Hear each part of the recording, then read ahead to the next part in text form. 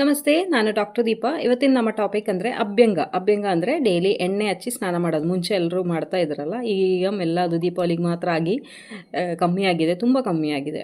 So ಏನು body ಫುಲ್ಲಾಗಿ ತಲೆಗೆ ಎಲ್ಲ ನಾವು ಎಣ್ಣೆ ಹಚ್ಕೊಂಡು ಸ್ವಲ್ಪ ಬೆಚ್ಚಗಿರೋ ನೀರಲ್ಲಿ ಸ್ನಾನ ಮಾಡೋದನ್ನ ಅಭ್ಯಂಗ ಅಂತ ಕರಿತೀವಿ. ಇದು ಆ್ಯಕ್ಚುಲಿ ನಮ್ಮದು ಡೈಲಿ ಮಾಡೋದು ಇರುತ್ತಲ್ಲ, ನಿತ್ಯ ಕರ್ಮ, ಅದರಲ್ಲಿ ಬರೋದು ಒಂದೇ.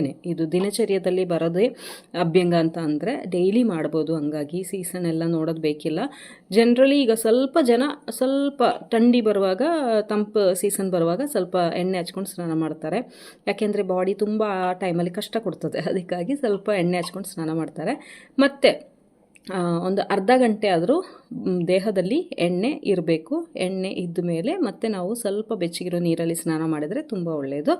ಮತ್ತು ಚಳಿಗಾಲದಲ್ಲಿ ನಾವು ಬಿಸಿ ಮಾಡಬೇಕಂತ ಇಲ್ಲ, ಡೈರೆಕ್ಟಾಗಿ ಬಿಸಿ ಮಾಡಬಾರ್ದು ಎಣ್ಣೆನ.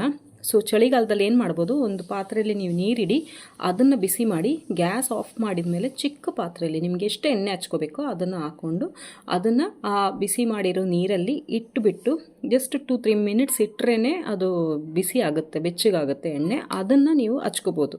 ಇಂಡೈರೆಕ್ಟ್ ಹೀಟಿಂಗ್ ಅಂತ ಹೇಳ್ತಾರೆ. ಮತ್ತು ಇದು ನಾವು ಡೈಲಿ ಆಯಿಲ್ ಬಾಡಿಯಲ್ಲಿ ಹಚ್ಕೊಂಡು ಸ್ನಾನ ಮಾಡಿದ್ರೆ ಏನೇನು ಬೆನಿಫಿಟ್ಸ್ ಅಂತ ನಾನು ನಿಮಗೆ ಹೇಳ್ಕೊಡ್ತೀನಿ. ಫಸ್ಟು ನಿಮಗೆ ಬಾಡಿಯಲ್ಲಿ ಏನಾದರೂ ಡ್ರೈನೆಸ್ ಆಗಿರ್ಬೋದು, ಇಚ್ಚಿಂಗ್ ಆಗಿರ್ಬೋದು, ಫಂಗಲ್ ಇನ್ಫೆಕ್ಷನ್ಸ್ ಆಗಿರ್ಬೋದು, ಇದೆಲ್ಲ ಕಮ್ಮಿ ಆಗೋಕ್ಕೆ ತುಂಬ ಒಳ್ಳೆಯದು.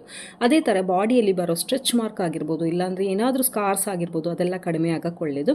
ಮತ್ತು ಎಲ್ರಿಗೂ ಬೇಕಾಗಿರೋದು ಅಂದರೆ ಏಜಿಂಗ್ ತುಂಬ ಬೇಗ ಆಗಬಾರ್ದು ಅಂತಿದ್ರೆ ನೀವು ಎಣ್ಣೆ ಡೈಲಿ ಹಚ್ಕೊಳ್ಳೋದ್ರಿಂದ ಅದು ತುಂಬ ಹೆಲ್ಪ್ ಮಾಡ್ತದೆ. ಮತ್ತು ನಮ್ಮ ಬೋನ್ಸ್ ಆಗಿರ್ಬೋದು, ಮಸಿಲ್ಸ್ ಆಗಿರ್ಬೋದು, ಇಲ್ಲಾಂದರೆ ಅದರಲ್ಲಿ ಆಗ್ಬೋದಾಗಿರೋ ವೇರ್ ಆ್ಯಂಡ್ ಟೇರ್ ಎಲ್ಲ ಕಮ್ಮಿ ಆಗೋಕ್ಕೆ ತುಂಬ ಒಳ್ಳೆಯದು. ಮತ್ತು ಆಂಗ್ಸೈಟಿ, ಸ್ಟ್ರೆಸ್ ಇರೋರು, ನಿದ್ದೆ ಇಲ್ಲದೆ ಅವರು ಡೈಲಿ ಎಣ್ಣೆ ಹಚ್ಕೊಂಡು ಸ್ನಾನ ಮಾಡೋದ್ರಿಂದ ತುಂಬ ಹೆಲ್ಪ್ ಆಗುತ್ತೆ, ತುಂಬ ರಿಲ್ಯಾಕ್ಸ್ ಆಗ್ತಾರೆ.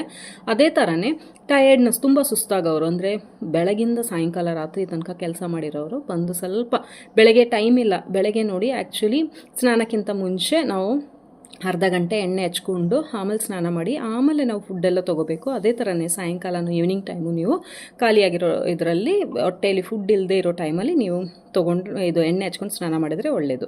ಮತ್ತು ನಮ್ಮ ಸ್ಕಿನ್ ಗ್ಲೋ ಇನ್ಕ್ರೀಸ್ ಮಾಡೋಕ್ಕೆ ಎಲ್ಲ ತುಂಬ ಹೆಲ್ಪ್ ಆಗುತ್ತೆ. ಸ್ಟಿಫ್ನೆಸ್, ಬಾಡಿಯಲ್ಲಿ ಸ್ಟಿಫ್ನೆಸ್ ಇದ್ದರೆ ಅದು ಕಡಿಮೆ ಆಗೋಕ್ಕೂ ತುಂಬ ಒಳ್ಳೆಯದು.